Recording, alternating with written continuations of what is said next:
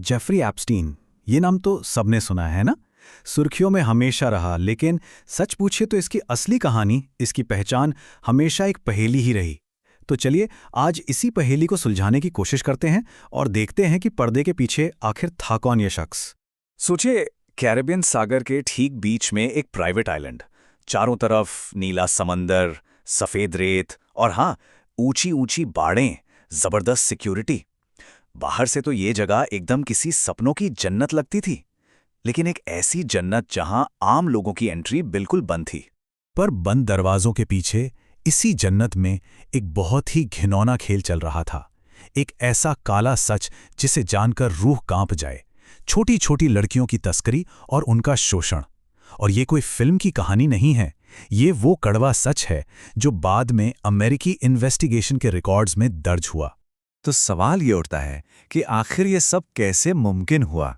मतलब इतने सालों तक ये पूरा नेटवर्क कैसे चलता रहा, किसी को कानो कान खबर तक नहीं हुई।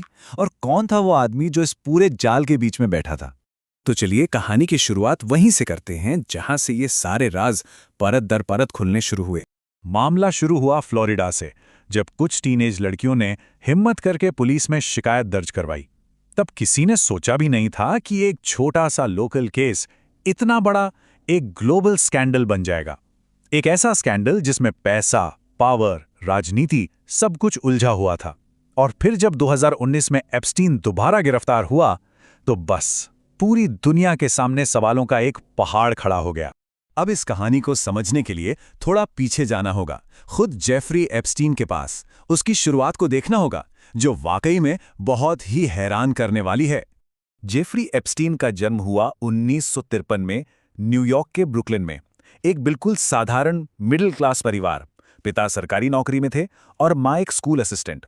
मतलब उसके बचपन में दूर दूर तक ऐसी कोई बात नहीं थी जिससे लगे कि ये लड़का आगे चलकर इतना अमीर और ताकतवर बनेगा। और यहीं से उसकी कहानी में एक जबरदस्त ट्विस्ट आता है। 1970s के दशक की शुरुआत में वो एक स्कूल में मैथ्स और फिजिक्स पढ़ाता था। सोचिए, एक स्कूल टीचर। और फिर कुछ ही सालों में वो टीचिंग छोड़कर सीधा पहुंच गया वॉल स्ट्रीट, यानी फाइनेंस की सबसे बड़ी दुनिया में। अब मजे की बात सुनिए। वॉल स्ट्रीट में एंट्री के लिए जो भी चाहिए होता है ना, एप्स्टीन के पास उसमें से कुछ भी नहीं था। कोई फैंसी एमबीए डिग्री नहीं, फाइनेंस की कोई फॉर्मल पढ़ाई नहीं, कोई पिछला एक्सपीरियंस भी नहीं। तो फिर सवाल यह है कि एक कॉलेज ड्रॉप आउट को वॉल स्ट्रीट की टॉप फर्म में नौकरी आखिर मिली कैसे? ये उसकी कहानी का पहला और सबसे बड़ा रहस्य है। चलिए अब इस रहस्य की एक और परत खोलते हैं। और ये परत है उसकी बेहिसाब दौलत की, कि आखिर इतना पैसा आया कहां से। देखिए, एप्स्टीन ने पैसे के लेन देन के लिए ओपेक कंपनी यानी अपारदर्शी कंपनियों का इस्तेमाल किया। ये असल में कागजी कंपनियां होती हैं, जैसे प्राइवेट ट्रस्ट या शेल कॉरपोरेशन। इनको बनाया ही इसलिए जाता है ताकि असली मालिक कौन है और पैसा कहां से आ जा रहा है ये छिपाया जा सके।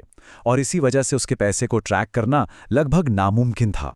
उसके काम करने का तरीका भी मतलब एकदम अलग था। वो कहता था कि वो सिर्फ अल्ट्रा रिच लोगों के लिए ही काम करता है। फाइनेंस की दुनिया में ट्रांसपेरेंसी यानी पारदर्शिता सबसे जरूरी होती है, पर एप्स्टीन के काम में ये दूर दूर तक नहीं थी। कोई कॉर्पोरेट ऑफिस नहीं, वो अपने आलीशान घरों से काम करता था। उसकी किसी भी बड़ी इन्वेस्टमेंट्स या सफलता का कोई पब्लिक रिकॉर्ड ही नहीं है। हाँ, उसकी दौलत में जो असली उछाल आया, वो आया अरबपति लेस्ली वैक्सनर से जुड़ने के बाद, जिन्होंने उसे अपने सारे फाइनेंस का एक्सेस दे दिया था।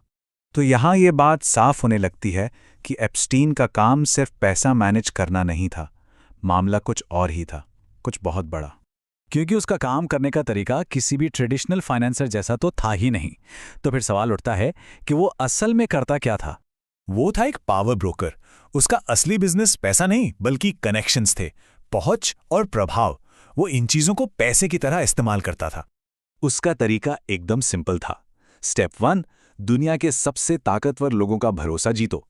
स्टेप 2, फिर इन्हीं ताकतवर लोगों के बीच प्राइवेट एक्सक्लूसिव मीटिंग्स करवाओ।